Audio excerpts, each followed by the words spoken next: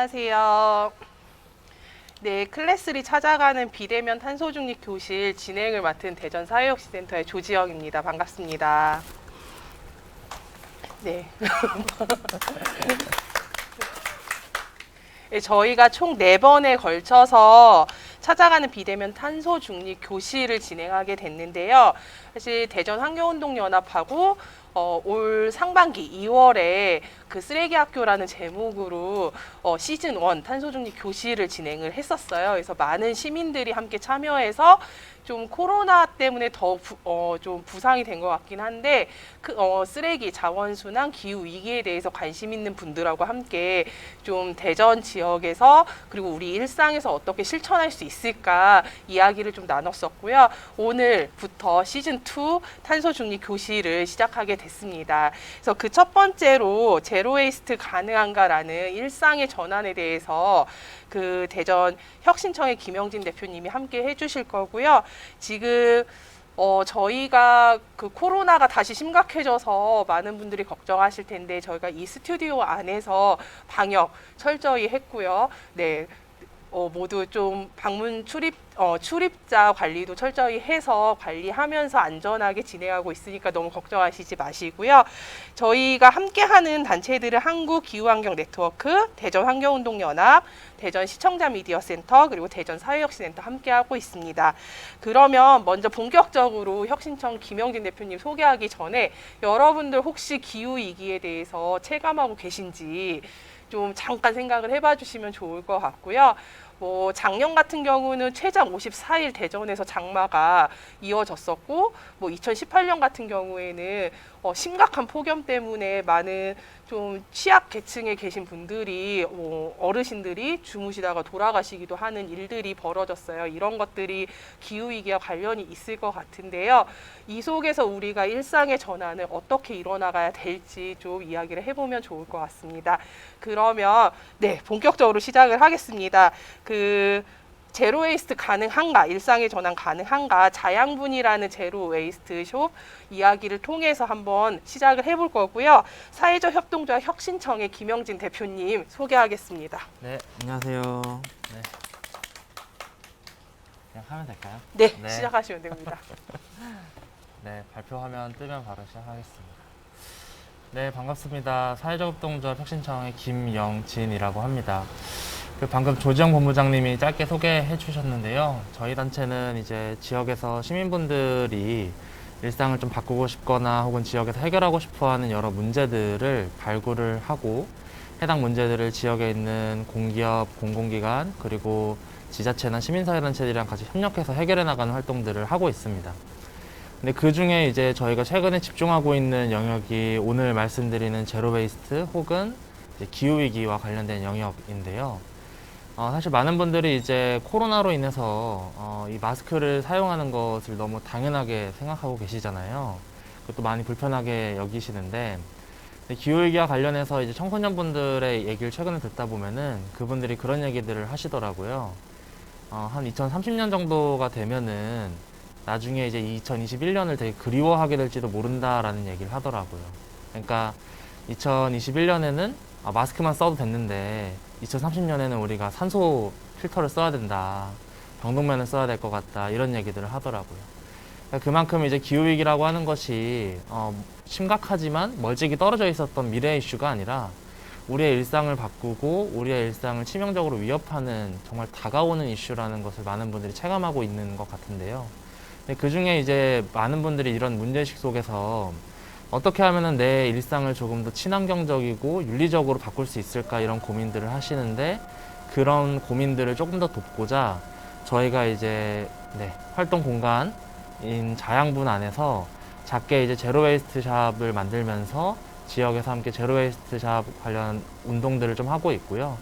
그리고 그 공간을 기반으로 플라스틱과 관련된 여러 가지 대안적 실험들도 하고 있는데, 오늘 그 두 이야기를 좀 사례 중심으로 말씀드리도록 하겠습니다.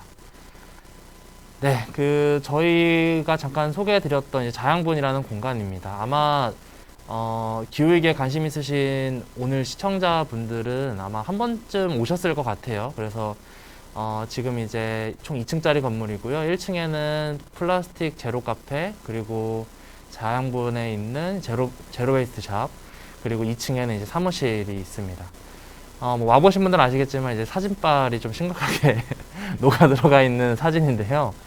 저희가 이제 코로나가 엄청 확산하기 전에 이제 이 공간에 입주를 했는데, 처음에는 이제 기후위기 관련된 활동도 많이 하고, 이제 옥상에서 채식과 관련된 소셜 다이닝도 하고, 막 이렇게 하려고 했었는데, 코로나 때문에 이제 옥상을 한 번도 개방하지 못했습니다. 그래가지고 나중에 좀 코로나가 풀리고, 좀 시기가 괜찮아지면은 많은 시민분들이 옥상에서 또 기후위기와 관련된 여러 가지 재미있는 행사들 해도 좋을 것 같고요.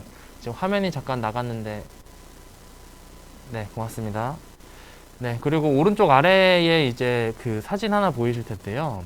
저 오른쪽 아래에 있는 사진은 이따가 잠깐 소개해드릴 그 플라스틱 삽니다라는 프로젝트를 하면서 저희가 하루 동안 모은 플라스틱 양입니다. 그러니까 저 커다란 책상 위에 저 쌓여있는 그 줄 맞춰서 쌓여있는 저게 다 병뚜껑이에요. 그러니까 보통 이제 플라스틱 같은 경우는 우리가 재활용을 하면은 선별장에 가서 이제 보통 분류되고 재활용이 되는데, 아시는 분들은 아시겠지만 손바닥 이하의 작은 플라스틱들은 재질을 확인하기도 어렵고, 또 선별장에서 이제 재질 확인이 어렵다 보니까 플라스틱으로 다시 재활용되는 것이 아니라 대부분 소각되거나 매립되거든요. 그래서 재활용되지 않는 작은 플라스틱들을 지역에서 직접 순환시키고, 그리고 순환시킨 그 시민분들이 지역화폐로 다시 또 활용할 수 있도록 하는 이런 프로젝트를 했었습니다. 그래서 그런 내용들도 오늘 말씀드리겠습니다. 좀 이따가 그 말씀드리긴 하겠지만, 저는 사실은 제로 웨이스트라고 하는 것은 완벽한 제로 웨이스트는 당연히 불가능하다고 생각을 합니다. 다만 우리가 일상 속에서 얼마만큼 쓰레기를 무분별하게 양산하고 있고, 또 우리가 순환시킬 수 있는 자원들을 얼마나 무의식적으로 폐기하고 있는지 인식하면서 어떻게 하면 이제 우리가 제로 웨이스트를 지향할 수 있을까를 고민하는 게 저는 제로 웨이스트의 시작이라고 생각을 하거든요. 근데 이제 그 중에서 많은 분들이 이제 실천하고 있는 게 재활용이죠. 플라스틱 재활용들을 많이 실천하고 있는데, 작년 말에 아마 저 왼쪽에 있는 기사 보셨을 거예요. 햇반 너마저 재활용 불가. 나는 왜 열심히 씻은 거니? 라고 이제 기사가 뜨면서 많은 분들이 이제 열심히 나는 햇반을 씻어가지고 재활용을 했는데 이게 재활용이 안 된다고? 나는 왜 이 노력을 한 거지? 왜 내 노력은 배신당한 거지? 라는 의문들을 많이 가지셨어요. 그래서 저도 이걸 보고 좀 아차 싶긴 했었는데요. 실제로 이제 햇반 같은 경우는 이따 플라스틱 얘기할 때 자세하게 다루겠지만, 저 7가지 플라스틱 재질 중에서 아더 재질, 7번의 아더 재질입니다.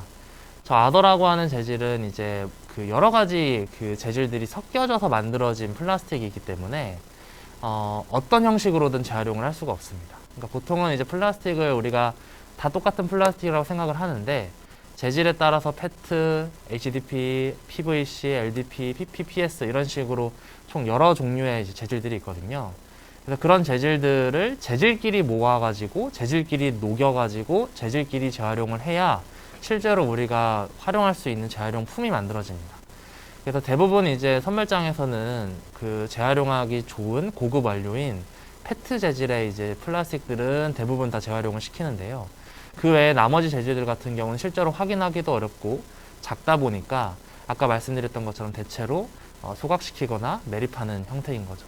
그래서 어쨌든 시민들이 이렇게 제로웨이스트에 관심이 있어가지고 재활용을 열심히 하는데도 이런 노력들이 배신당하는 경험들을 하다 보니까 많은 분들이 저희한테 이런 노력들이 배신당하지 않는 경험들을 했으면 좋겠다.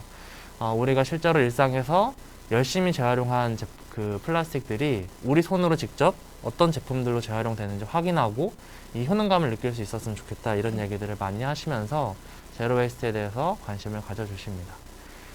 그래서 이제 저희 같은 경우는 아까 플라스틱과 관련된 논의들을 시작으로 사실은 이제 제로웨이스트를 하면서 당연히 탄소 중립 이야기들을 하고, 탄소 중립에 이제 어떻게 하면 시민들이 일상적으로 기여할 수 있을까 고민하다 보니까 시민들이 하루에 살다 보면은 먹고 소비하고 폐기하고 또 이동하는 이 4가지를 무조건 하게 되더라고요.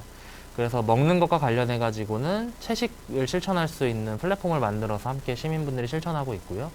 소비하는 것은 이따 소개해드릴 자양분 안에 이제 한줌 상점이라고 하는 제로웨이스트 브랜드를 만들어 가지고 시민들이 자신의 마을에서 조금의 노력만 기울이면은 제로웨이스트 제품들을 쉽게 구매하고 이용할 수 있는 샵인샵 형태의 제로웨이스트 브랜드를 만들어서 확대하고 있습니다. 그리고 폐기하는 것과 관련해 가지고는 아까 말씀드렸던 플라스틱과 관련된 여러 가지 순환 실험들을 하고 있는데 그 내용들을 오늘 말씀드리겠습니다.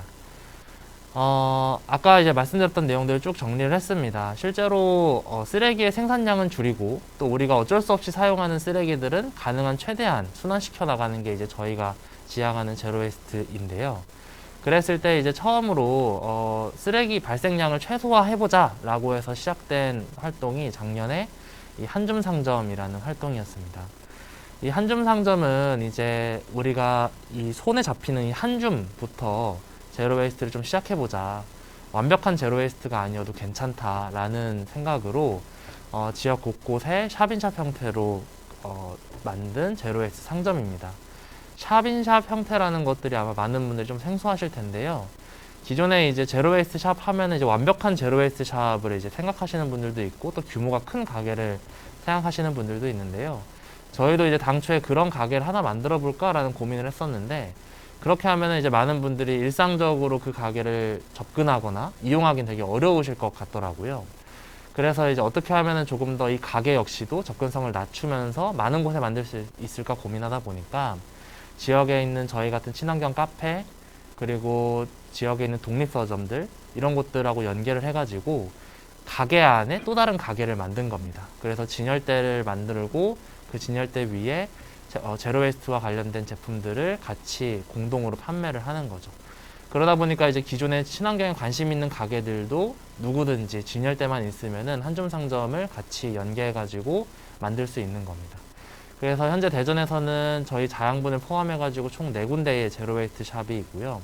이 제로웨이스트 샵에서는 이제 구강용품, 음료용품, 그리고 목욕용품, 그리고 주방용품까지 다양한 제품들을 활용을 하고 또 구매를 하실 수가 있습니다. 그러니까 실제로 우리가 일상에서 우리 동네에 제로웨이스트 샵이 하나라도 있다면 내가 굳이 쓰레기를 살 필요는 없잖아요. 그래서 우리 동네 안에 엎어지면 코다할 거리에 이제 이 제로웨이스트 샵을 무조건 하나씩 만들어 보자 라는 취지입니다.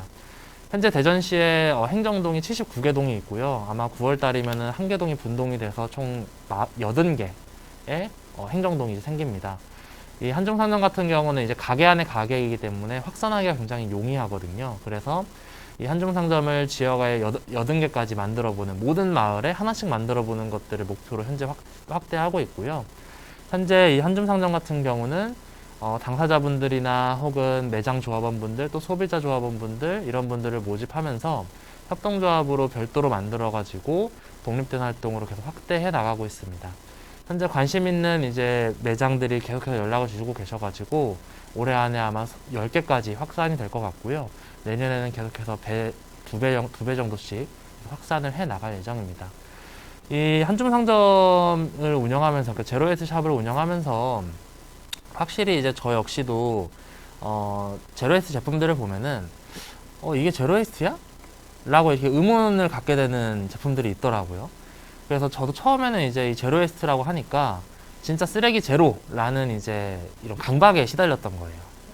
그래서 이거 포장지가 종인데 종이 포장지가 있는데 이거 제로웨이스트 맞아? 라고 이렇게 고민을 했었던 거죠. 근데 저도 이용하고 또 사람들에게 얘기하고 하다 보니까 사실은 이제 아까 처음 말씀드렸던 것처럼 완벽한 제로웨이스트는 불가능하다. 다만 내가 일상에서 가능한 정도로 실제로 이제 그 일정한 기준치를 정하고 그 쓰레기를 무분별하게 생산하지만 않으면 되는 거 아닌가? 이런 생각들이 좀 들었습니다.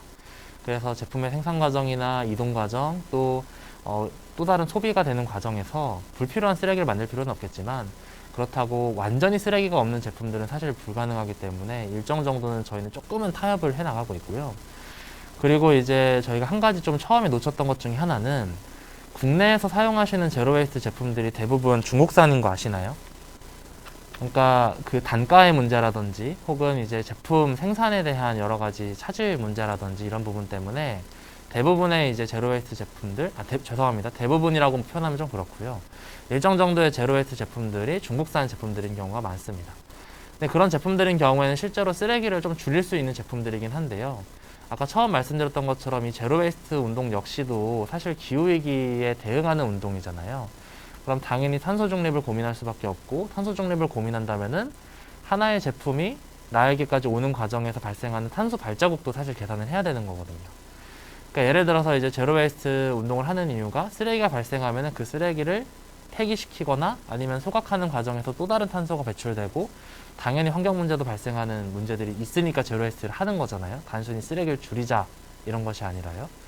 그래서 이제 저희 같은 경우도 처음엔 그걸 놓쳤다가 계속해서 이제 이거 중국산이나 원산지들을 확인해 나가면서 제로 웨이스트이긴 제로 웨이스트인데 가급적이면은 탄소 발자국을 최소화할 수 있는 제품들로 다시 구성해 보자 라고 해가지고 최근에는 매장 조합원분들하고 함께 협의를 해가지고 최대한 국내산 제품들로 바꾸거나 실제로 땅에서 자라가지고 땅으로 돌아가는 제로 웨이스트 제품들도 있습니다. 천연수샘이라든지 무환자 나무에서 나오는 열매라든지 이런 제품들이 있는데 그런 땅에서 자라서 땅으로 다시 돌아가는 제품들 같은 경우는 지역 농가에서 직접 생산할 수 있도록 저희가 협의하는 과정들을 계속 갖고 있고요. 지역에서 이런 제로웨이스트 상점이 계속 생겨나가고 그런 농산품 중심의 제로웨이스트 제품들을 우리가 계획 구매할 수 있다고 하면은 농가 입장에서도 그걸 계획 생산할 수가 있거든요. 그래서 서로가 윈윈할 수 있고 탄소 배출량도 최소화할 수 있는 이런 시스템들을 고민하고 있습니다. 네, 그리고 이제 다음으로 말씀드릴 게 죄송합니다. 제가 30분 안에 다 끝내야 되다 보니까 말이 조금 빠른 편인데 최대한 그래도 빨리 말씀드리고 이따가 궁금하신 점이나 의견들 같이 나눠보도록 하겠습니다. 다음으로 말씀드릴 게 이제 아까 폐기하는 것과 관련된 이제 플라스틱 순환과 관련된 실험들입니다. 이 자료는 아까 보셨을 거고요. 이것도 이제 시간 관계상 좀 넘어가겠습니다. 저희가 이제 플라스틱을 순환시키는 실험을 하고 있다고 말씀드렸는데요.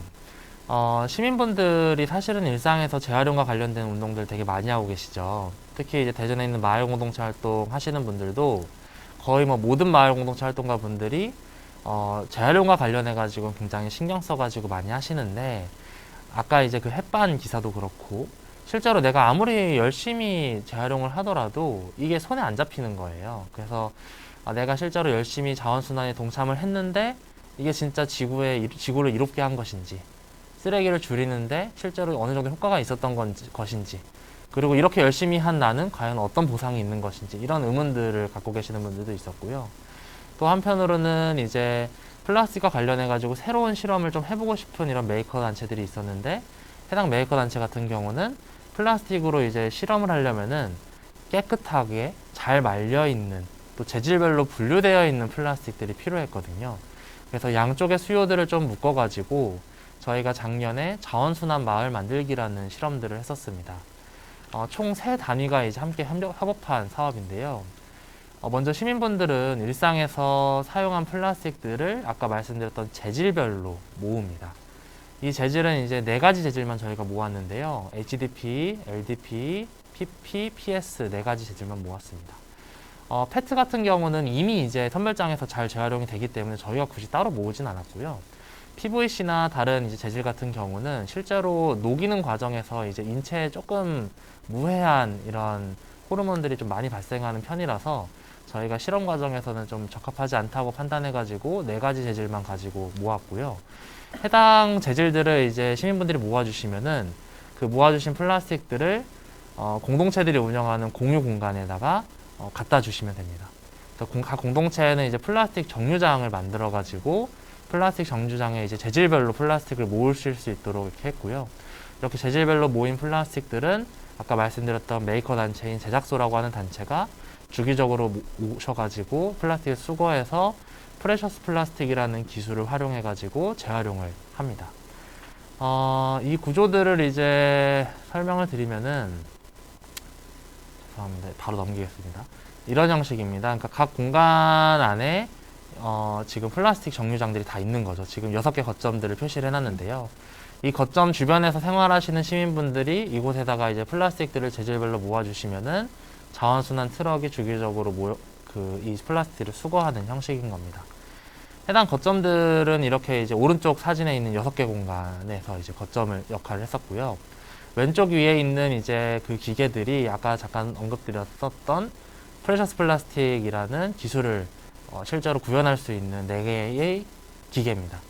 보통 플라스틱은 이제 분쇄하고 또 분쇄한 것을 녹여서 그 녹인 것들을 이제 그 합판 같은 곳에다가 잘 붙여가지고 새로운 제품으로 이렇게 완성을 시키는데요.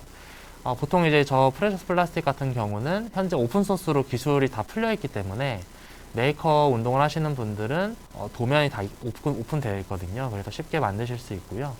해당 이제 기술들을 활용해서 실제로 이런 제품들을 만드는 겁니다. 몇 가지 이제 액세서리나 현재 이제 그 기술의 좀 한계 때문에 대전 지역에서는 이제 손바닥 안에 들어가는 정도의 제품들은 직접 만들 수가 있는데 지금 이제 책상이라든지 의자라든지 이런 좀 규모가 큰 제품들은 현재 조금 시간이 더 필요합니다. 다만 이미 이제 관련 기술들을 확보해 놓기 때문에 아마 하반기 혹은 내년 초쯤에는 플라스틱으로 직접 책상이라든지 의자라든지 이런 것들도 만들 수 있지 않을까 생각이 되고요. 플라스틱을 굳힐 수 있는 판만 잘 마련이 되면은 어떤 제품이든 만들 수 있는 겁니다. 물론 이제 플라스틱 재질에 따라서 물성이라든지 여러 가지 고려해야 될 것들이 있지만 어쨌든 이런 식으로 실제로 시민분들이 내가 재활용시킨 플라스틱들이 내 손 안에 다시 들어오는 경험들을 이제 최대한 같이 하려고 고민하고 있었고요. 이 프로젝트에 함께 참여하고 직접 이제 플라스틱을 저희한테 주시는 시민분들에게는 저희가 쿠폰을 찍어드립니다.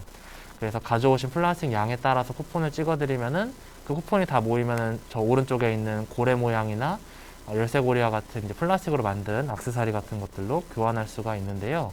어쨌든 그런 방식으로 이제 직접 내가낸 플라스틱이 새로운 제품들로 들어오는 경험들도 하고 이 과정 역시도 이제 의미 있지만 실제로 이제 조금 더 시민분들이 이런 플라스틱 자원순환과 관련된 효능감을 느꼈으면 좋겠다라는 의견들이 많이 있어서 저희 법인에서 이제 올해 초에 자체적으로 이 플라스틱 삽니다라는 프로젝트를 아까 이제 자원순환 마을 만들기의 연장선에서 좀 새롭게 또 기획해서 진행을 했습니다.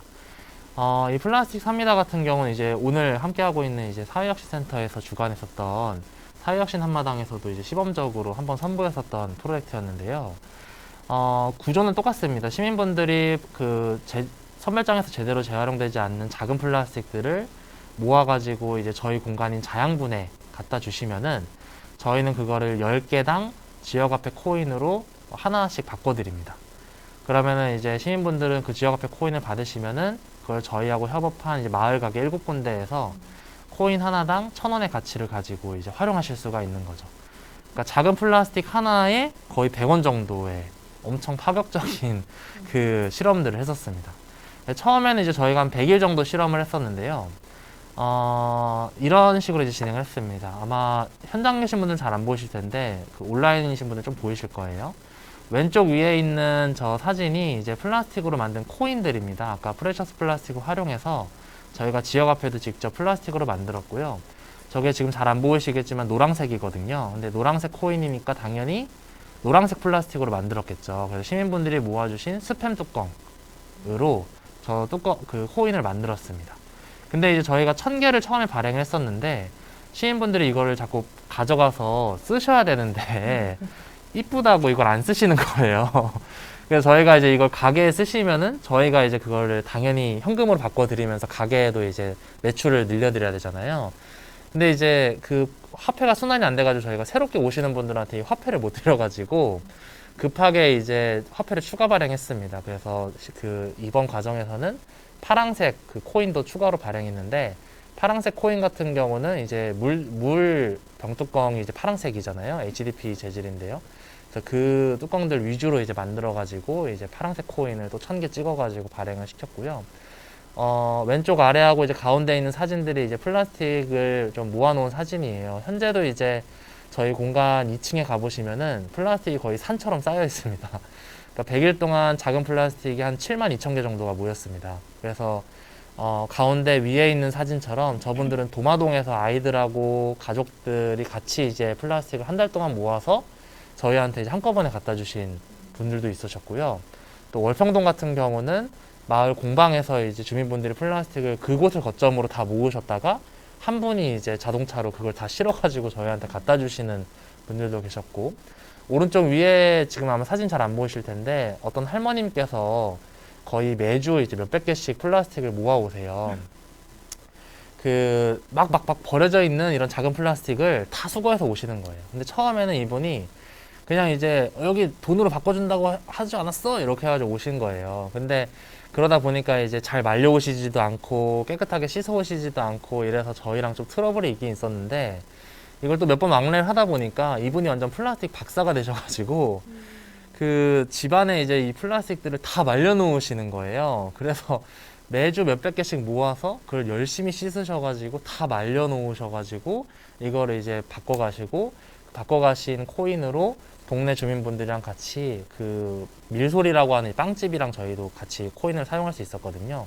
그래서 그 빵집에 이제 주문 제작을 해가지고 동네 할머님들이랑 이제 파티를 하셨던, 그래서 플라스틱 코인으로 파티까지 하셨던 분이십니다.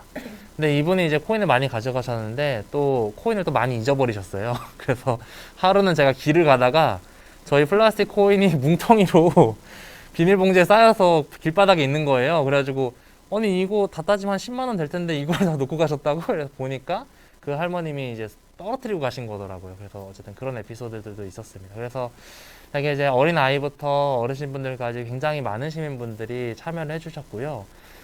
초등학교 그 아이들이 같이 단체로 오기도 하고 또 학교 선생님들이나 혹은 또 지나가던 이제 마을 주민분들 혹은 뭐 동장님 이런 분들도 지나가다가 이게 뭐지 하면서 여러분들이 이제 일상적으로 많이 참여해 주셨는데, 이걸 계속 하면서 느꼈었던 거는 시민분들이 자신이 재활용하는 것이 실제로 의미 있게 재활용되고 그게 내 눈에 보여진다라는 확신이 있다면은 더 많은 시민분들이 실제로 조금 더 일상을 제로 웨이스트에 가깝게 혹은 자원순환에 친화적으로 이렇게 조금 더 바꾸시지 않을까 이런 생각들을 했습니다. 그래서 저는 실제로 자원순환이든 제로 웨이스트이든 간에 시민들이 일상적으로 실천하는 것들이 어떻게 하면 효능감 있게 다가올 수 있을까, 그 구조를 지역사회가 함께 고민하면은 보다 많은 시민분들이 이 활동에 동참할 수 있지 않을까 이런 생각들을 했었습니다.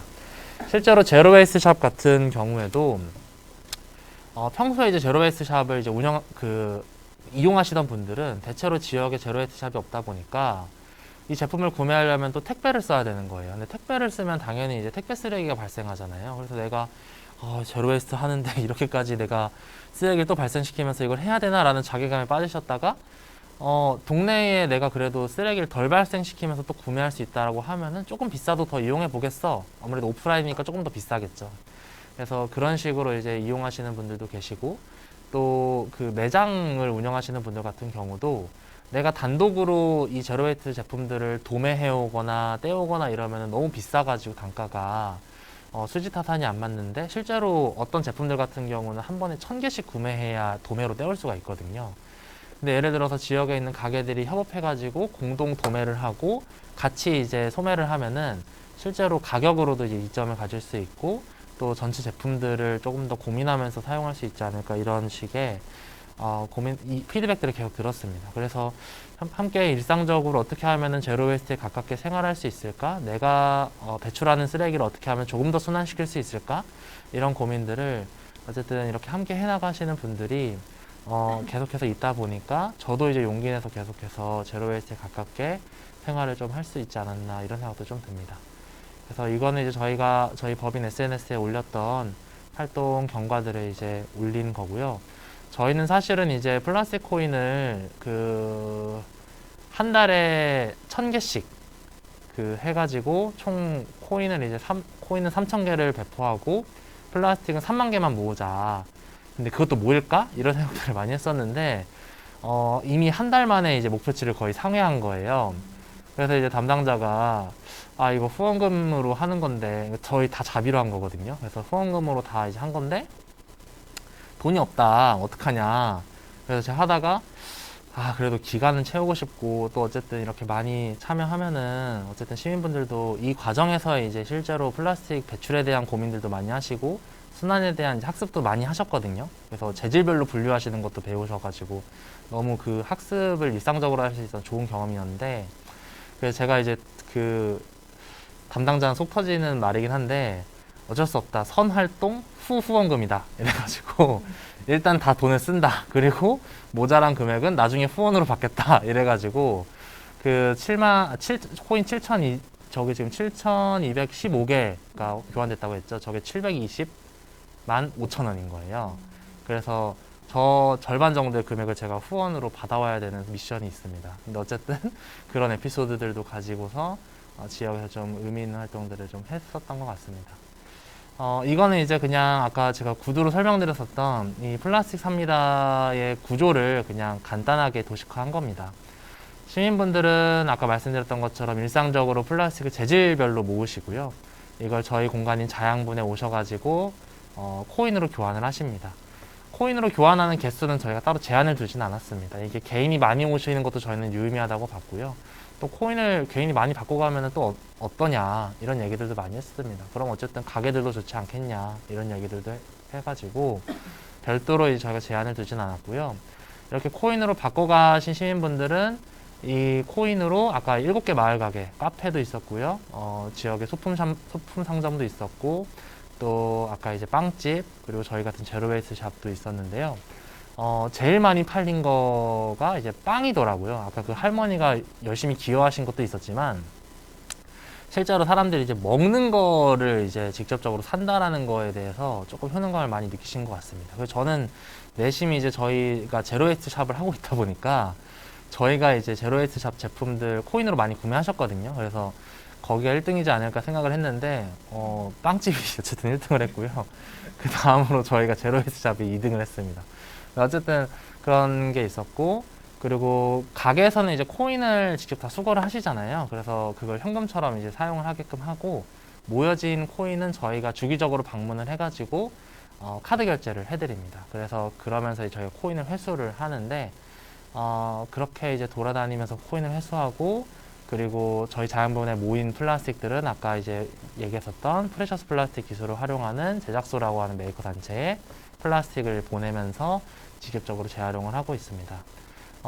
이 과정들을 보니까 저는 사실은 이게 우리가 처음에는 자원순환만 고려해가지고 이 프로젝트에 접근을 했는데 계속 저희가 활동을 하다 보니까 내 주체, 그러니까 시민, 그리고 저희 자양분, 마을 가게들, 그리고 메이커들 이 모든 주체들이 이 자원순환의 과정에서 정말 주체가 되어가지고 각자의 역할들을 충실히 했구나 이런 생각들을 계속해서 들었습니다. 그러니까 어느 누군가가 이거 대신 해줄게, 어느 누군가가 제로웨이스트나 자원순환을 위해 우리가 조금 더 이걸 해줄게 이런 게 아니라 각자가 각자의 역할들을 의미 있게 해 나가시면서 각자가 모두 다 이득을 봤었던 이런 프로젝트였던 것 같아요.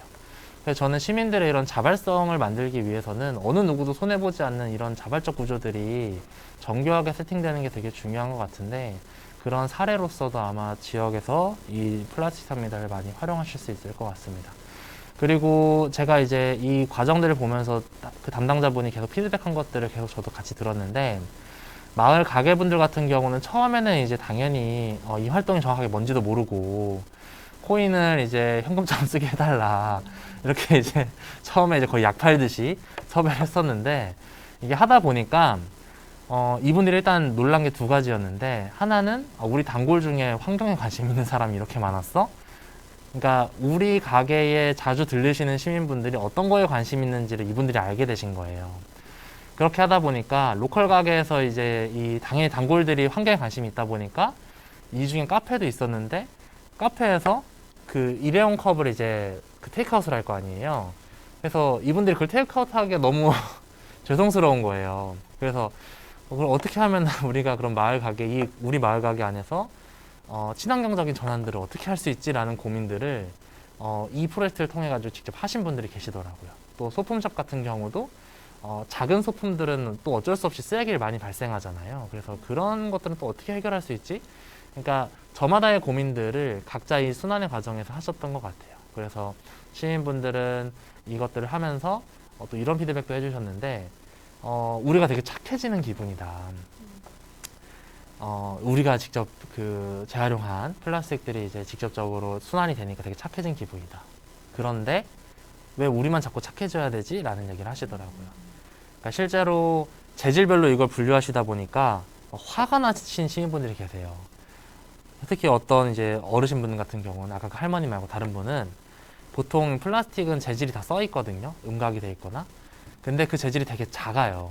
작게 표시되어 있습니다. 그러니까 그 노안이 오신 분들은 이걸 읽으라는 게 말라는 게 확인할 수가 없어 라고 얘기하시는 거예요. 너무 작다.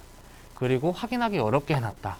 그리고 비닐에다가 해놨기 때문에 비닐을 제거하면은 이 재질이 무슨 재질인지 확인하기 어렵다. 그러니까 기존 플라스틱을 생산하는 과정부터 처리하는 과정까지의 문제점들을 이분들이 다 전문가가 되신 거예요. 그래서 정부가 더 착해져야 되고 환경과 관련해서요. 환경과 관련해서 정부가 더 착해져야 되고 플라스틱을 생산하는 기업이 더 착해져야 된다. 그래서 우리만 착해지는 것이 아니라 정부와 기업이 착해질 수 있도록 시민들이 함께 또 조금 더 공격적인 어택과 관련된 활동들을 해야 되는 거 아닌가 이런 얘기들도 하고 있습니다. 그래서 저도 이제 마찬가지로 그 피드백을 들으면서 제로웨이스트와 관련해 가지고 시민들이 일상적으로 실천하면서 느낀 이 불만들, 이 문제와 관련된 것들을 어떻게 하면은 조금 더 사회에 건강하게 표출할 수 있을까? 조금 더 플라스틱 어택과 같은 방식들로 조금 더 표현할 수 있을까? 이런 생각들을 최근 들어 좀 하고 있습니다. 그래서 시민들만 착해지는 것이 아니라 우리 모두가 그 지구를 위해서 혹은 제로웨이스트를 위해서 착해질 수 있는 이런 환경을 만들자라는 고민이 최근의 고민들이고요. 그런 활동들을 아마 하반기 중에 할 것 같은데요. 저는 플라스틱을 모아가지고 해당 기업에다가 택배로 보내고 싶어요. 그래서 너네들이 만든 플라스틱이니까 너네들이 재활용해 라는 거죠. 그런 거 좀 해보고 싶지 않으세요?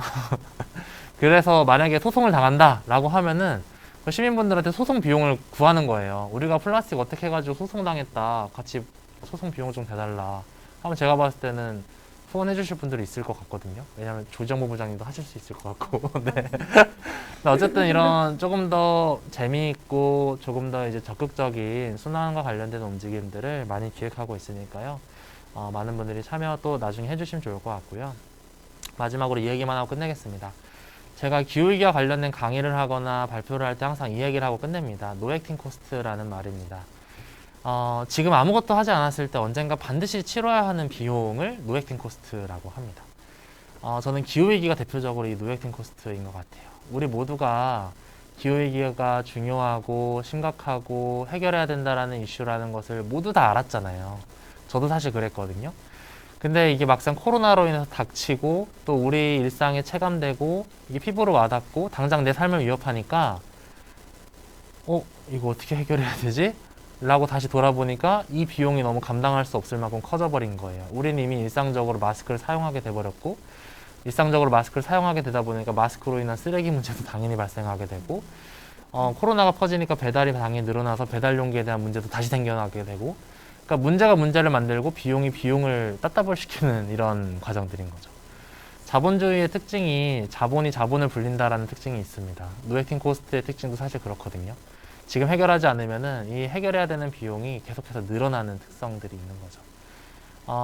가장 늦었다고 생각하면은 이미 사실 늦었다라고 박명수 씨가 말했었죠. 어쩌면 기후위기와 관련해서도 이미 사실 늦어버린 걸지도 모를 것 같아요. 최근에 이제 북미 지역은 이미 열도 면상 때문에 평균 그 여름 온도가 20도에 육박하는 곳이 54도가 되고 북미 서부 해안가에는 폭염으로 인해서 조개, 해삼, 말미잘, 홍합 이런 해양 생물들이 10억 마리 이상 삶아져서 죽었어요. 그리고 이제 미국 같은 경우는 가뭄으로 인해서 이제 밀 생산에 차질이 생기고 밀 생산에 차질이 생기니까 밀 자급 자족률이 1.4%밖에 안 되는 우리나라는 당장 식량 위기와 관련해 가지고 고민을 해야 되는 상황들이 또 연쇄적으로 발생을 했습니다.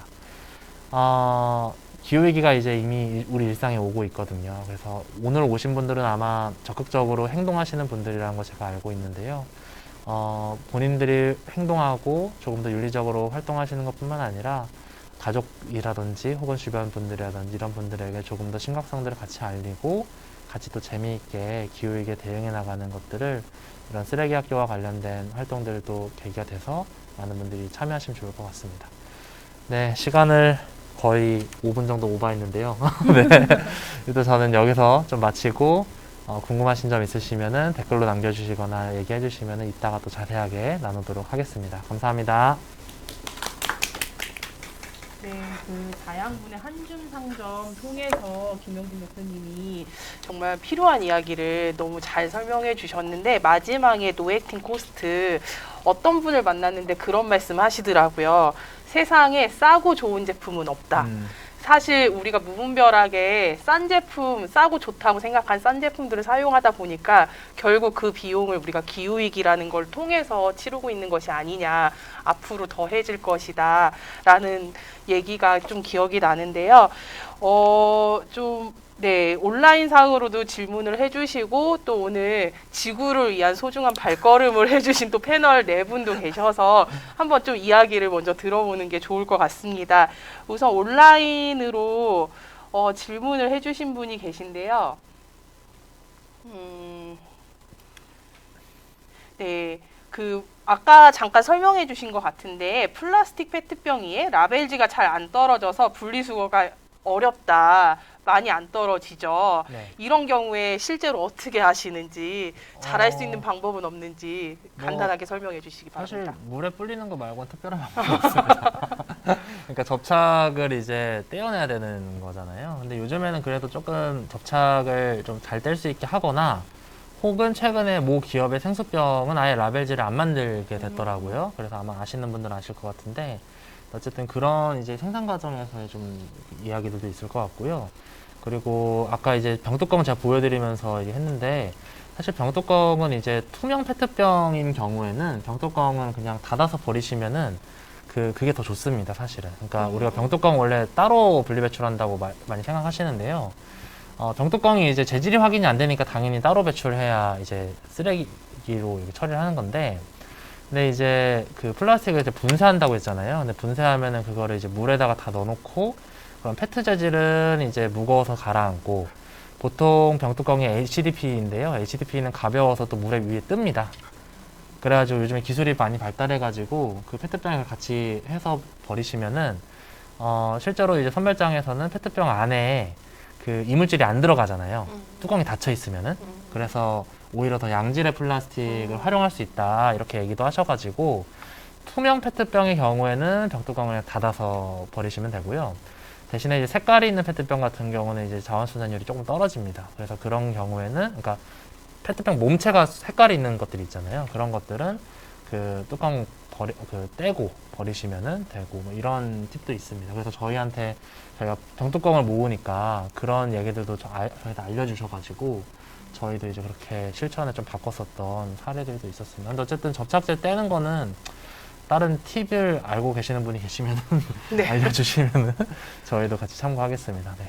사실은 아까도 나온 얘기인데 우리만 결심하고 실천해서 될 일인가, 우리가 라벨지를 물에 불려서 뗄 일인가 이런 생각을 하는데 사실 그렇죠. 이게 기업이나 정부에서도 좀 실천해야 되는 부분이 있지 않을까요? 좀 네. 결심하고 기준을 만들어서. 그렇죠. 근데 최근에 어쨌든 조금 실제로 이제 기업들 같은 경우는 이런 친환경적인 생산 자체를, 그러니까 제품 생산을 그 브랜드로 만들어가는 곳들이 좀 많아지는 것 같아요. 다만 이제 기업들이 얘기하는 이제 친환경이라고 말하는 게 진짜 친환경인가 라는 것은 당연히 엄밀히 검토를 해야 되겠지만 어쨌든 시민분들이 이런 윤리적 소비를 자꾸 지향하고 그리고 실제로 친환경적인 제품들을 구매하시는 것이 또 하나의 이제 문화가 되어 가고 있잖아요. 그래서 기업들은 그렇게 좀 조금씩 바꿔가는 것 같긴 하고요. 그리고 정부에서도 사실은 이제 말씀하셨던 것처럼 실제로 이제 관련 제재들을 많이 가해야겠죠. 그래서 내년에 이제 환경부에서 그 플라스틱 그 테이크아웃 컵과 관련해 가지고 다회용 용기를 좀 활용할 수 있도록 보증금 제도 같은 것들을 좀 도입한다고 계속 검토를 하고 있는데 그런 규제들이나 이런 것들이 조금 더 빨리 돼야 될 것 같고 또 사실은 이제 뭐 좀 예민할 수도 있지만 내년에 중요한 선거가 2개나 있잖아요. 그 대통령 선거하고 지방 선거가 있는데 지금 대통령 선거 이제 후보분들 당내 경선 하시면서 이제 막 토론하고 뭐 발표하고 이러시잖아요. 근데 기후위기 얘기가 하나도 없는 거 아세요? 네. 그 가족 얘기하고 있고 뭐 이상한 얘기하고 있고 이러고 있고 기후위기 아무도 얘기하고 있지 않거든요. 여당이든 야당이든. 그래서 그런 것들은 조금 시민분들이 관심 가지시면서 기후위기와 관련해서 좀 정확하게 문제 제기도 하고 얘기도 좀 해주시면 좋을 것 같아요. 심지어 어떤 정당의 대표님은 그 국회 연설을 하시는데 그 1.5도씨가 이제 되게 중요하잖아요. 지구 산업화 이후로부터 지구의 평균 기온을 1.5도씨 이상 증가시키면 안 된다. 거기까지 억제해야 된다라는 게 이제 1.5도씨의 핵심적인 내용인데 그 1.5도씨를 지금으로부터 그 지구의 기온을 1.5도씨 낮춰야 된다라고 이해하고 계시더라고요. 근데 지구의 평균 기온을 낮출 수 있는 방법은 지금으로서는 없거든요. 올라가는 걸 억제하는 게 방법. 그러니까 이 정도 인식입니다. 그래서 그런 팩트조차도 제대로 모르고 있는 정치인분들이 많아서 이런 것들을 좀 시민분들이 오히려 더 지역에 있는 정치인분들에게 많이 알려주시고 잘 좀 어필해 주시면 좋을 것 같습니다. 네, 기후위기가 사실은 단지 환경의 문제가 아니라 과거의 어떤 도덕성의 잣대로 쓰레기를 뭐 줍거나 활동을 했다면 지금은 사실은 우리 생존과 연결된 문제이기 때문에 우리가 네, 좋은 선택을 할 수 있도록 많은 고민과 활동을 해야 될 것 같고요. 연관돼서 사실 가장 헷갈리는 것들이 아까 네, 즉석밥, 용기 말씀해 주셨는데 그 많은 플라스틱에 사실 뭐 페트나 뭐 여러 가지 종류의 플라스틱은 이제는 조금이나마 학습이 돼서 잘 알게 됐는데 아더라고 써 있는 플라스틱 재질들을 그럼 어떻게 분리 배출해야 되냐, 버려야 되냐 이런 고민을 항상 많이 하게 되는데 생각보다 아더 제품이 많더라고요. 네. 어떻게 해야 되나요? 뭐 사실 제일 좋은 거는 아더 재질을 금지해야 됩니다. 사실은. 그러니까 기업들이 이제 뭔가 제품을 만들 때 하나의 재질로 만들려면은 이제 경제성 문제라든지 뭐 물성이라든지 뭐 여러 가지 것들을 고려해가지고 그렇게 판단해서 보통 만드는데 근데 대부분 이제 경제적으로 이득이니까 이제 아더 재질을 많이 쓰는 거거든요. 그래서 근데 그런 아더 재질은 어쨌든 아까 말씀드렸던 것처럼 어떤 방식으로든 재활용이 안 됩니다. 그래서 물론 이제 뭐 그 일부 이제 좀 스타트업이나 이런 곳에서는 열에너지로 이제 좀 재활용할 수 있는 방법들을 찾고 있다라고는 하시는데 근데 어쨌든 현재로서는 거의 불가능에 가깝기 때문에 애초에 안 만드는 게 가장 좋고요. 또 아더 재질과 관련된 제품들은 가급적 안 쓰시는 게 제일 좋지만 어쩔 수 없이 쓰시는 경우에는 사실은 이제 어떤 분이 햇반 얘기 듣고 나서 그럼 난 씻지도 않고 그냥 일반 쓰레기에 버릴래 이렇게 하시거든요. 근데 그래도 씻어서 버리시는 게 그래도 좋습니다. 그래서 그렇게 어쨌든 그래도 조금 기존 상태에서는 좀 덜 쓰시고 그래도 좀 플라스틱으로 하시거나 혹은 이제 너무 작은 아더 재질 같은 경우는 그냥 일반 쓰레기로 버리셔도 괜찮지 않을까라는 생각이 좀 듭니다. 근데 다만 좀 빨리 아더 재질을 안 쓰게끔 좀 하고 좀 열에너지 관련해 가지고는 저도 좀 학습을 더 하긴 해야 되는데 관련해서 플라스틱이 어쨌든 기름으로 이렇게 좀 만들어지잖아요. 그래서 그런 부분들의 좀 기술 혁신들도 좀 같이 동반되면 좋을 것 같습니다. 네, 저희가 갖고 있는 게 사실 백도 없고 돈도 없는데 유일하게 갖고 있는 권력이 소비 권력이잖아요. 그래서 이 소비 권력을 잘 행사할 수 있도록 아더라고 써 있는 제품을 사지 않는다. 그리고 아까 말씀하신 것처럼 플라스틱 포장재 다 모아서 그 기업에 보낸다. 같이 행동할 수 있잖아요. 뭔가 이런 재미있는 것들을 함께 하면서 좀 일상에서 체감할 수 있는 기후위기 대응 활동을 할 수도 있을 것 같습니다.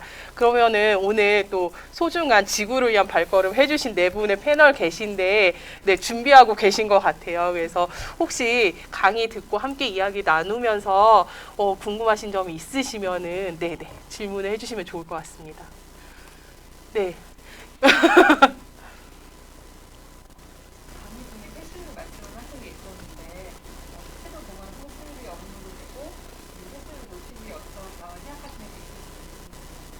사실은 우리나라가 회수율이 되게 높습니다. 그러니까 제가 정확한 수치가 기억이 나지 않는데요. 근데 실제로 이제 예를 들어 많은 분들이 이런 비교를 많이 하세요. 그러니까 일본보다 우리나라가 회수율이 더 좋고 잘 되는데 실제로 이제 재활용되는 건 일본이 더 잘 된다라는 얘기들 많이 하시는데요. 근데 사실 저는 지금 이제 수거 방식이 좀 바뀌어야 될 것 같아요. 그러니까 예를 들어서 지금 이제 올해부터 바뀐 것 중에 하나가 흰색 투명 페트병 같은 경우는 별도로 분리배출 하잖아요. 그러니까 그런 방식처럼 저는 이제 재활용의 용도라든지 재질이라든지 이런 것들과 관련해 가지고 좀 구분해 가지고 이제 분리배출할 수 있는 시스템으로 좀 나아가는 게 일단은 이제 플라스틱 재활용과 관련된 기본적인 제도 개선일 것 같고요. 그랬을 때 사실은 이제 예를 들어 저는 특정 재질의 플라스틱들 같은 경우는 주민센터라든지 혹은 현재 이제 주민센터에 보면은 아침마다 환경과 관련해 가지고 공공일자리 하시는 분들이 있잖아요. 그런 분들하고 좀 연계해서 주민센터나 이런 몇몇 공공거점들이 이런 플라스틱 그 재질별로 분류 배출하는 거가 관련해 가지고 좀 실험해 보는 것은 좀 좋은 시도가 될 것 같아요. 그래서 몇몇 그 자치구에 이제 제안은 해놨었는데 연락이 없더라고요.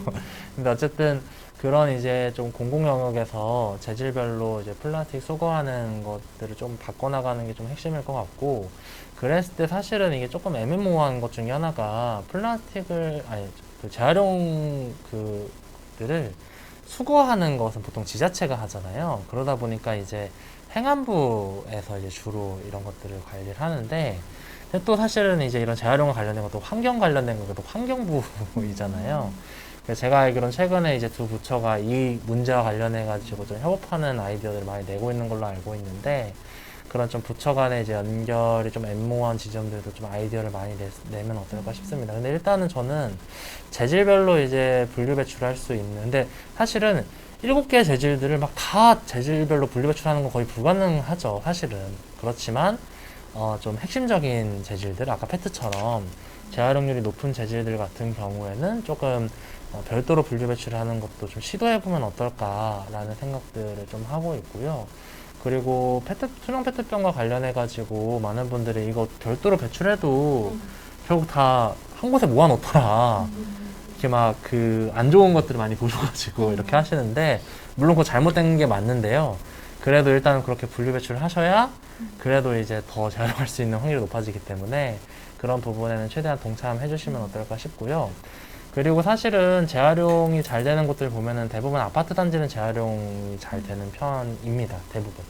근데 이제 1인 가구가 많거나 혹은 이제 원룸촌 다세대 가구, 그 다가구 주택 단지에는 보통 이제 이런 쓰레기 문제들이 많잖아요. 그래서 그런 지역들을 좀 중심으로 해가지고 그런 주택 지역에 특화되어 있는 좀 수거 시스템들을 좀 고민하는 것도 좀 필요할 것 같습니다. 저희 자양분이 있는 자양동도 사실 그런 동네거든요. 그래서 아까 그 말씀드렸던 할머님이 막 방치되어 있는 플라스틱들을 막 가져오신 거예요. 그래서 그런 좀 어쨌든 역할들, 고민들을 좀 하는 게 같이 필요할 것 같습니다. 네. 혹시 다른 패널분 질문이 있으실까요? 너무 잘 설명을 해주셔서 너무 공감하시면서 들으시더라고요. 그 또 온라인으로 질문이 들어왔어요. 그 거점에서 플라스틱 모으는 활동을 지금도 활발히 하고 있는지, 어떻게 참여할 수 있을지를 물어보시는데, 네. 네, 사실 뭐 거점마다 케이스 바이 케이스입니다. 그래서 그 공동체 단위에서 이제 적극적으로 홍보하시는 경우에는 그 해당 거점 주변의 주민분들이 지금도 열심히 참여를 하고 계시고요. 몇몇 단체 내부에서 좀 실천적으로 해보고 싶다고 해서 도입한 곳들은 잠깐 좀 쉬고 있는 곳들도 있습니다. 근데 다만 저희가 올해 안에 마찬가지로 이 플라스틱 정거장도 10개 이상 확대할 예정이어가지고요. 아마 이제 하반기 중에 저희가 SNS라든지 여러 루트를 통해서 다시 한번 좀 홍보를 할 것 같고, 오늘 강의에 참여하신 분들은 나중에 저희가 사회혁신센터에 활동 시작하면은 문자 요청을 좀 드리면서 정보들도 좀 제공 드릴 수 있도록 하겠습니다. 이게 저희가 플라스틱 정류장을 운영하다 보니까 확실히 모이는 곳이 어디냐에 따라서 이제 그 플라스틱 성질이 좀 많이 다르더라고요. 그러니까 예를 들어서 아까 거점 공간 중에 한 공간은 장애인분들이 계신 이제 사회적 경제 기업이었어요. 근데 거기는 이제 외부에 오픈하기는 어려워가지고 내부적으로 이렇게 하셨는데, 내부적으로 그게 되겠냐라고 물어보니까 이분들이 이제 몸이 불편하시니까 맨날 배달을 시키시는 거예요. 그래서 배달 용기가 이제 다 플라스틱이잖아요. 그래서 그런 그 배달 용기 위주로 이제 모으시는 곳들도 계셨고, 다른 주거단지 근처에 있었던 곳들은 뭐 샴푸 뚜껑이라든지 페트병이라든지 뭐 이런 것들도 많이 모이면서 확실히 어디에 설치해 놓느냐에 따라서 이제 모이는 플라스틱의 종류도 좀 달랐었는데, 어쨌든 그거는 나중에 좀 다시 또 본격적으로 하게 되면은 한 번 더 설명을 드리거나 홍보를 드릴 수 있도록 하겠습니다. 온라인에 올라온 마지막 질문일 네. 것 같은데요. 그 아파트 단지에서 아까 투명 페트병 네. 재활용이 좀 잘 될 수 있는 이런 투명 페트병을 뚜껑을 닫아서 버리는 게 좋겠다라고 설명해 주셨는데, 사실 아파트 단지는 이런 것들이 잘 좀 모아져서 봉투에 잘 담겨 있는데 오염될 확률이 적은 것 같은데 이런 경우에는 뚜껑을 분리해서 버리는 게 좋지 않을까요?라는 네, 어떤 시민분이 네, 질문을 해주셨는데 네. 그게 이제 그 혹시 플라스틱 그 선별장 사진이나 영상 한번 보시면 좋을 것 같은데요. 이게 우리 아파트에서 아무리 깨끗하게 분리배출하셔도 선별장에 가면은 그게 어떻게 될지 모릅니다. 네. 그래서 그 뭐 예를 들어서 이제 뭐 갑자기 샴푸가 이제 터져가지고 안에 있는 샴푸 용액 남아있던 샴푸 용액이 다른 데에 다 묻는 경우들도 있고요. 또 어떤 이제 뭐 도시락 그 용기 같은 경우 음식물 막 묻어있고 막 이래서 그러니까 어쨌든 이게 선별장에 가면은 선별장에서 막 어찌할 수 없는 정도로 이게 플라스틱이 많기 때문에 그 아파트 안에서 이제 개별적으로 이렇게 하실 때 아무리 깨끗하셔도 일단은 이제 플라스틱 뚜껑을 잘 닫아가지고 버리시는 게 좋고요. 보통 이제 뚜껑을 그 따로 그 떼서 버리시더라도 해당 뚜껑을 재활용을 거의 못합니다. 선별장에서는 너무 작기도 하고 뚜껑이 무슨 재질인지 몰라가지고요. 그래서 그 닫아서 버리시나 분리해서 버리시나 어차피 뚜껑은 재활용이 안 되는데 그렇다고 한다면 이제 그래도 페트병을 조금 더 깨끗하게 유지할 수 있는 게 그나마 자원순환에는 좋다라는 것을 좀 말씀드립니다. 사실은 이런 기준들이 좀 전 지역이 일관되게 만들어져서 그쵸. 배포될 필요가 있을 것 같은데 지역마다 쓰레기를 버리는 기준도 다르고 뭐 이렇다 보니까 어려움이 있는 것 같아요. 네, 네. 사실은 병뚜껑과 관련된 것도 이제 기술이 발전하니까 이제 이걸 같이 분쇄해서 구분할 수 있는 게 이게 생긴 거지. 예전에는 이제 그 따로 떼서 버리는 게 맞았거든요. 그래서 계속 바뀌고 조금 더 시민분들이 사실은 평생 학습처럼 계속 학습하셔야 되는 영역이라 조금 어려움이 확실히 있는 것 같습니다. 네, 그러면 이제 진짜 마지막 질문이 될 것 같은데요. 개인적으로 이제 네. 한번 여쭤보겠습니다. 제가 올 초인가 김영진 대표님 만나서 들었던 얘기 중에 혁신청은 이제 앞으로는 탄소 중립과 관련해서 좀 이 활동의 중요성을 생각하고서 모든 활동을 이 초점에 맞추겠다라는 네. 얘기를 들어서 인상적이었었는데 사실 이 활동들을 사업도 꾸려나가시고 활동을 하시면서 개인의 일상에서 엄청 많은 변화를 시도하고 계신 걸로 알고 있어요. 그래서 비건으로 네, 전화를 하시고 또 제로웨이스트 삶을 실천하기 위해서 많은 실천들을 하고 계신데 실제로 일상에서 쓰레기 양이 좀 줄은 거를 체감하는지 또 비건으로 전환하면서 어떠신지 네, 짧게 이야기해 주시면 좋을 것 같습니다. 일단 뭐 쓰레기는 이제 제가 쓰레기를 발생시키면은 저희 내부 활동가분들한테 눈치가 보여가지고 근데 그렇다고 이제 완전 쓰레기 없는 건 아니에요. 확실히 저도 이제 당연히 쓰레기가 당연히 나오고요. 저도 막 제가 제로웨이스트 삶을 살고 있다라고 말하기는 많이 부끄럽죠. 그리고 저도 어쩔 수 없을 때는 테이크아웃 하거든요. 정말 어쩔 수 없을 때는. 그래서 근데 대신에 그거에 너무 죄의식 갖지 않고 이번에 쓰레기를 썼으면은 다음에는 조금 더 이렇게 해야지라는 식으로 최대한 저도 많이 노력해 가는 편이고요. 대신에 이제 채식과 관련해 가지고는 저는 조금 그건 좀 적극적으로 하려고 하는데 그 비건까지는 아니고 비건 지향을 하고 있고요. 지금은 이제 채식에도 단계가 있거든요. 그래서 페스코 단계라고 해서 그 육류들을 아예 안 먹는 그래서 소, 돼지, 닭을 아예 안 먹는 이제 것들을 한 거의 이제 1년 정도 되어 가는 것 같은데 그 정도 실천을 하고 있고요. 많은 분들이 이제 채식하는데 왜 살이 안 빠지냐 라는 얘기를 하시는데 코끼리도 풀만 먹는데 살이 찐다. 탄수화물의 문제지 고기의 문제는 아니다 라고 이제 항변하는데요. 근데 어쨌든 그렇게 좀 채식을 하면서 사실 저는 제로웨이스트보다 채식하면서 제 일상이 많이 바뀌었어요. 그러니까 그 주변의 관계들도 그렇고 또 어쨌든 이제 그 공동체를 생각하는 그 먹거리인 거잖아요. 그래서 사실 지구를 생각하기도 하지만 다른 생명에 대한 이제 존중에 대한 고민도 좀 하게 되고 그리고 사실은 이제 육류를 안 먹는다고 해가지고 막 그럼 다른 건 많이 먹냐 이런 건 아니거든요. 그러니까 육류를 안 먹다 보니까 가급적이면은 이제 채식 중심으로 지향하게 되고 저도 예전에는 이제 고기를 되게 많이 먹을 때는 채식을 이제 고기를 안 먹는 거라고 생각했었는데 사실 채식은 이제 채식을 즐기는 거더라고요. 그래서 채식을 맛있게 하는 게 중요하지 고기를 안 먹는 게 중요한 것도 아닌 것 같아가지고 최근에는 이제 아까 저희가 활동 프로젝트 잠깐 이제 언급되긴 했었는데 시민분들이랑 이제 채식 관련된 챌린지들 많이 하면서 불완전한 비건들을 많이 만들려고 고민하고 있습니다. 네. 네, 불완전한 비건. 네, 또 인상적인 네, 말씀을 해주셨는데 사실은 이게 기후위기 대응의 문제, 탄소 중립 방향의 어떤 생활 실천들이 엄청난 결심을 요하기도 하지만 일상에서 내가 할 수 있는 것부터 시작하는 게 중요한 것 같아요. 그래서 너무 겁내하거나 두려워서 아무것도 못하는 것보다는 내가 오늘 고기를 덜 먹거나 음식물을 남기지 않는 것도 사실은 제로 웨이스트의 그렇죠. 시작이고 오늘 내가 사용할 플라스틱 하나를 줄이는 것도 제로 웨이스트 삶의 시작이지 않을까, 일상의 전환을 꾀할 수 있는 것이 아닐까 하면서 오늘 강의해 주신 김영진 대표님께 박수로 마무리하겠습니다. 저희가 그런 일상의 전환을 꾀하기 위해서 좀 쉬운 활동부터 한번 해보자 대전에서 해서 사실 이렇게 강의가 끝나면 매 회차 후속 활동이 있습니다. 후속 활동을 먼저 소개해 드릴게요.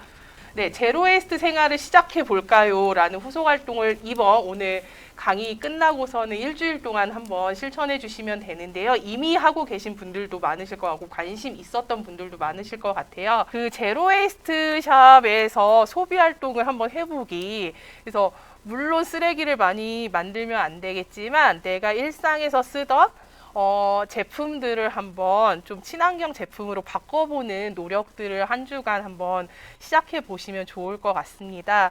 그래서 네, 제전에 제로웨이스트 상점들이 좀 이제 생기고 있어요. 예전에 몇 개월 전만 해도 1년 전만 해도 사실 인터넷으로 택배를 다 시켰어야 되는데 몇몇 상점들이 생기는데 방금 김영진 대표님이 소개해준 그리고 운영하고 계시는 네, 자양분의 한줌 상점에서도 좀 친환경 상품들을 살 수 있고요. 또 은영 상점이라는 곳에서도 친환경 상품들을 살 수 있습니다. 그리고 여기에 나오진 않았지만 대청호 근처에 넷제로 공판장에서도 친환경 상품들 살 수 있는데 플라스틱 통에 들어있지 않은 고체 샴푸, 네, 플라스틱 대로 만들어지지 않은 나무 칫솔, 그리고 플라스틱 튜브에 들어있지 않은 고체 치약 등을 사실은 사용할 수 있고요. 저도 요즘에 하나씩 다 바꿔서 이런 제품들을 사용하고 있는데 꽤 괜찮고 크게 불편하지 않더라고요.